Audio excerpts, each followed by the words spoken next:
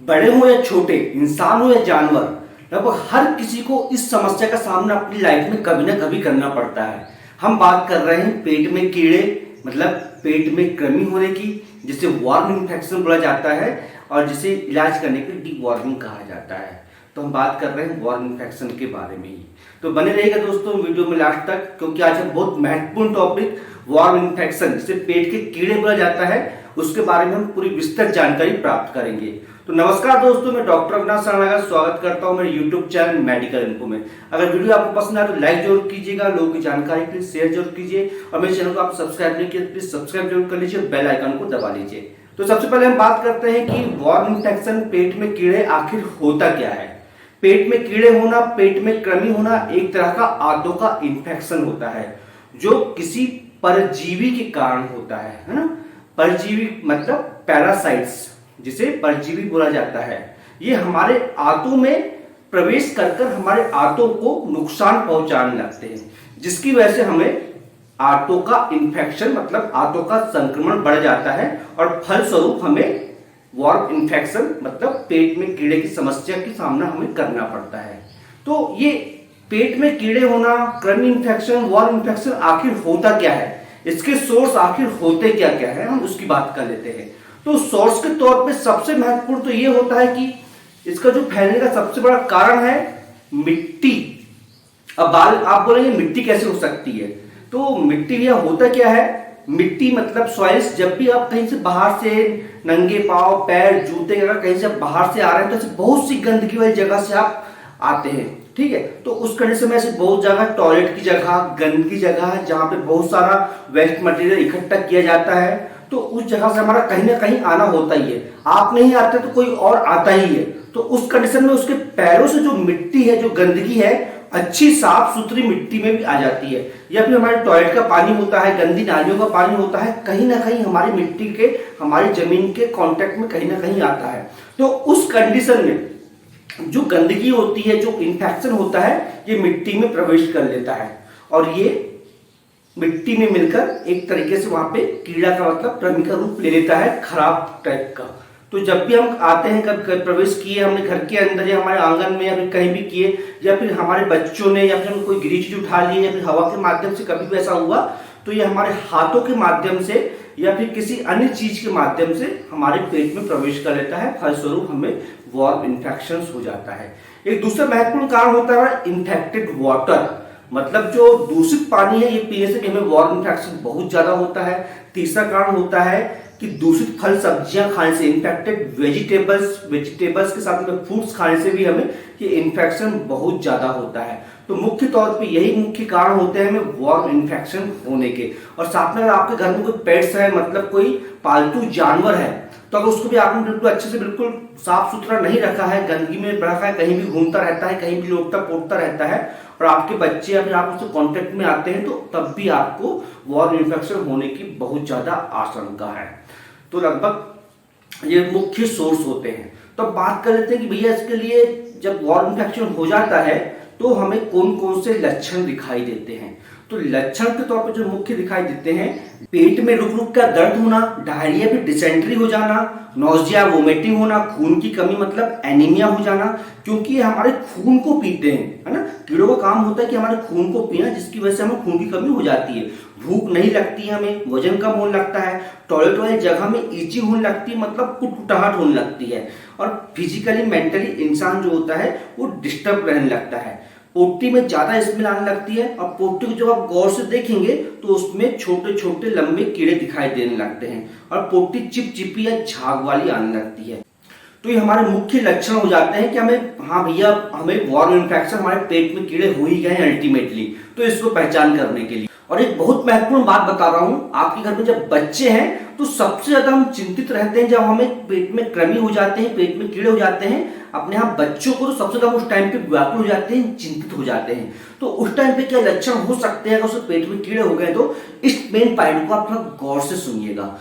Specially जब आपके घर कोई छोटा बच्चा है, 2 साल से कम का या फिर 2 या 3 साल का, तो उस कंडीशन में उसके चेहरे पर सफेद दाग होना या सफेद चिकत्ते होना, ये जनरली उसको लक्षण दिखाई देंगे। साथ में क्या होगा, उसका रात के टाइम लार टपकना चालू हो जाया करेगा, है ना। और साथ साथ रात में जब सोता रहेगा वो, तो उस टाइम पे दांत कटकटाना, है ना, इस टाइप से दांत कटकटाना उसका चालू रहेगा और हमेशा उसका पेट खराब रहेगा।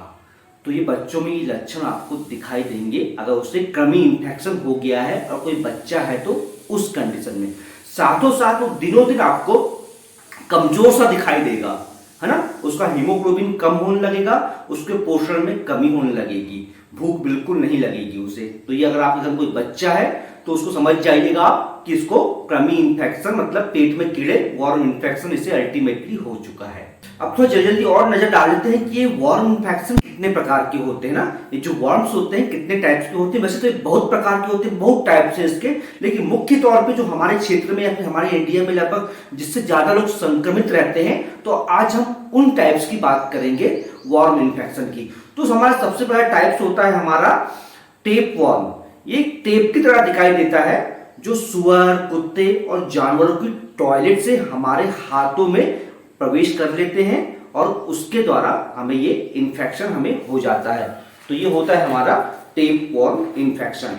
दूसरा होता है हमारा फ्लूक्स, मतलब जिसे बोलते हैं ट्रेमोट्स, मतलब ये पत्ते की तरह दिखाई देता है, इसकी वजह से फ्लूक्स बोलते हैं, जो इन्फेक्टेड वाटर और आधी पकी जो इन्फेक्टेड मछली होती है उसकी वजह से फैलता है। तो ये हो गया हमारा सेकेंड टाइप का वॉर्म इन्फेक्शन। तीसरा होता है हमारा विप वॉर्म।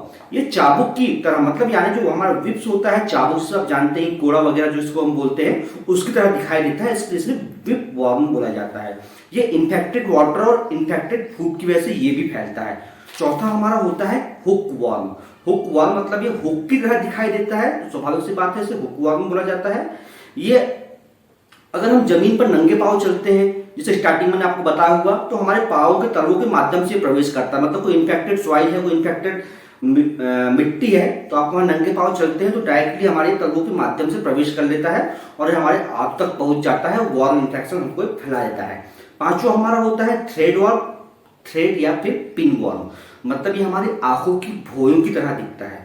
इनका इन्फेक्शन सबसे लंबा चलता है, लगभग 4 से 8 सप्ताह तक। और इस इन्फेक्शन में टॉयलेट वाली जगह में बहुत जोरों की इचिंग होने लगती है, जो सामान्यतः हम देखते हैं कि गर्मी में, बरसात में जो हमें इन्फेक्शन होता है, तो ये थ्रेड वॉर्म ही रहता है, जो उस टाइम पे हमें जो एनएस होती है, लैट्रिन वाली जगह, वहाँ बहुत खुजलाहट, कुटकुटाहट ये हमें होने लगती है। और खास तौर पर ये रात में होती है। और ये जो इन्फेक्टेड होते हैं, मतलब सॉरी, इन्फेक्शन जो होता है स्पेशली वाटर और फूड की वजह से फैलता है पूरा का पूरा।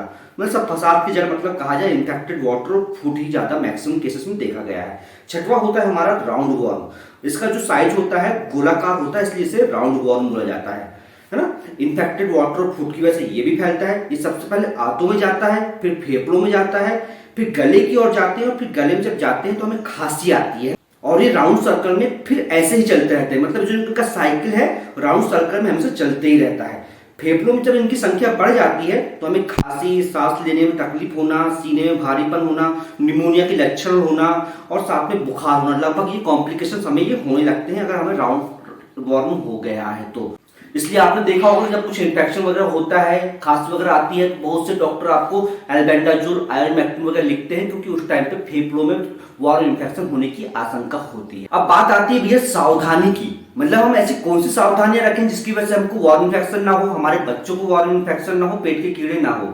तो भैया सबसे अच्छी बात यह रखा है कि आपको जब भी आप भोजन लेते हैं, खाना खाते हैं, तो आप हाथ बार बार धोइए, साबुन से धोइए, सैनिटाइजर से धोइए, बिल्कुल साफ हाथों से ही खाना खाइए, पानी पीजिए। साथों साथ आप कोई भी इन्फेक्टेड फूड, बाहर का फूड या फिर इन्फेक्टेड वाटर या बिल्कुल ग्रहण ना करें, है ना। साफ सुथरे फल सब्जियां खाएं और उसको साफ सुथरे सब्जियों को हमेशा अपने घर में धुलकर रखें। साथ साथ पके हुए भोजन को ढक के हमेशा रखना है अपने को, साफ और स्वच्छ पानी अपने को हमेशा पीना है।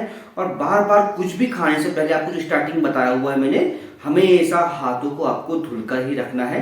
और सबसे मेन बात भैया, अपने घर में साफ सफाई बनाकर रखना है। अपने घर में फर्श को, जब कोई बच्चा आ रहा है तो उसका अच्छे से साफ सफाई रखें, उसके कपड़ों को प्रॉपरली डेटॉल वगैरह से हम साफ करते रहें और घर में फर्श में अच्छा पोछा लगाता रहे।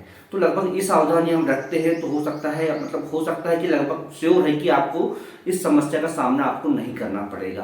जब ये बहुत ज्यादा वॉर्म इन्फेक्शन जब फैल जाता है तो उस कंडीशन में हम कौन कौन से टेस्ट करवाते हैं जब डॉक्टर के पास जाते हैं? तो उस कंडीशन में डॉक्टर आपका स्टूल एग्जामिनेशन करता है और एक्सरे कई बार जरूरत पड़ती है, एक्सरे करते हैं कुछ लंग्स वगैरह चेक करने के लिए, सीटी स्कैन की जरूरत पड़ जाती है, कई बार हो सकता है कि अल्ट्रासाउंड कराने की जरूरत पड़े, यूएसजी सोनोग्राफी, कई बार हो सकता है कि और ज्यादा प्रॉब्लम क्रिएट हो तो एमआरआई कराने की जरूरत पड़े, और साथ में कुछ कंडीशन में हो सकता है कि आपको इंडोस्कोपी कराने की भी जरूरत पड़े।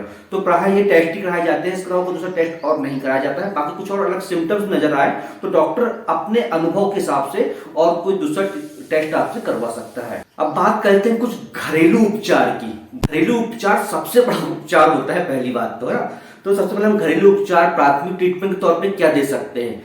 तो आप टमाटर में थोड़ा नमक मिलाकर खाएं, खट्टी छाछ आप ज्यादा से ज्यादा लें, और कपालभाति प्राणायाम इसका आप ज्यादा से ज्यादा यूज करें तो आपको इसकी समस्या से छुटकारा मिल सकता है। दूसरा हम थोड़ा सा आयुर्वेद की ओर जाएं। आयुर्वेद की अगर हम बात करें तो उस कंडीशन में आपको लेना पड़ेगा आड़ के पत्तों का रस, है ना। आड़ के पत्तों में फोटो डाल रहा हूं, इसको देखिए। और साथ में आयुर्वेद आता है कपिला चूर्ण, आप इसको ले सकते हैं। साथ में अरविंदा सौ, अरविंदा सौ के साथ में विडंगा सौ या फिर कृमिनाशक, ये आप आयुर्वेद के तौर पे इसे ले सकते हैं, जैसा कि आप अपने चिकित्सक के निर्देश अनुसार या फिर अच्छे अपने अनुभव डॉक्टर से आप पूछकर उससे इलाज करवाकर। सेल्फ मेडिकेशन आप इसका भी ना करें। आपने हमेशा सुना होगा या फिर कहीं ना कहीं सुना ही होगा कि जब भी आपको कोई बड़े व्यक्ति को पेट के कीड़े मारने की दवा खाने बोलते हैं तो उसका ऐसा बोलते हैं कुछ पहले मीठा खा लेना, उसके बाद में ये गोली खाना। तो ये क्यों बोला जाता है, इस कंफ्यूजन को मैं आज खत्म कर देता हूं। ठीक है, जो हमारे पेट के कीड़े होते हैं ये हमारे ग्लूकोज को खाते हैं, मतलब हमारे जो शरीर के अंदर जो मीठा होता है उसको ज्यादा खाते हैं और उसी के भरोसे ये जिंदा रहते हैं। तो जब क्या होता है, हम गोली खाने के पहले जब कुछ मीठा खा लेते हैं तो जो हमारे पेट के कीड़े होते हैं उस मीठे खाने के लिए पूरे के पूरे भारी झुंड में इकट्ठे हमारे आंतों में आते हैं, हमारे पेट में आते हैं। तो पेट के कीड़े मारने के लिए प्राय हम कौन सी टैबलेट देते हैं? एल्बेंडाजोल की टैबलेट देते हैं। तो एल्बेंडाजोल की टैबलेट खाने से पहले हम बोलते हैं कि आपको कुछ मीठा खाना है। तो मीठा क्यों खाना होता है भैया? जो पेट के कीड़े होते हैं, जिसे बताया मैंने आपको कि ये ग्लूकोज खाते हैं, मतलब कुछ मीठा खाते हैं, तो कुछ मीठा हो जाए वाला मतलब मीठा खाते हैं। तो उस कंडीशन में इनको मारने के लिए, भ्रमित करने के लिए हम पहले इनको जाल फेंकते हैं मीठे का। तो जैसे हमारे पेट में मीठा प्रवेश किया तो कीड़े इकट्ठे भारी भरकर, हाँ भैया कुछ खाने का आया, कुछ खाने का आया, हमारे लाया कुछ खाने का आया, उसको वो खा लेते हैं। ठीक है, अब उनको समझ में आ रहा कि और कुछ आएगा तो कुछ मीठे टाइप का ही आएगा, पर एल्बेंडाजोल का जो टेस्ट होता है वो भी कुछ मीठा ही रहता है। तो उस तरह से कुछ मीठा दे दिए, वो भारी भरकम में एक्टिव होकर खाने के लिए आ गए मीठे को, तो उसके ऊपर से फिर हमने टैबलेट दे दी है एल्बेंडाजोल की, तो वो उसको भी खाने के लिए इकट्ठे आ गए। उसी चक्कर में, मीठे के चक्कर में एल्बेंडाजोल को भी खा लिए। तो उस चक्कर में क्या होता है, ये जल्दी उस चीज को खा लेते हैं जो हम कीड़ों को मारने के जो गोली दे रहे हैं उसे, और फलस्वरूप उनका विनाश हो जाता है, मतलब वो नष्ट हो जाते हैं। स्वाभाविक सी बात है, जब उनको टैबलेट जाएगी, जब डोज दिया जाएगा उस चीज का, तो उनका खात्मा होना संभव है ना। तो उस कंडीशन में हमें पेट के कीड़ों से हमें राहत मिल जाती है। तो बात आती है डोज की, है ना। ये बहुत महत्वपूर्ण टॉपिक है, इसको थोड़ा ध्यान से देखिएगा, ध्यान सुनिएगा। सबसे ज्यादा हमको कंफ्यूजन रहता है कि बच्चों में एल्बेंडाजोल का हमें डोज कैसे देना है।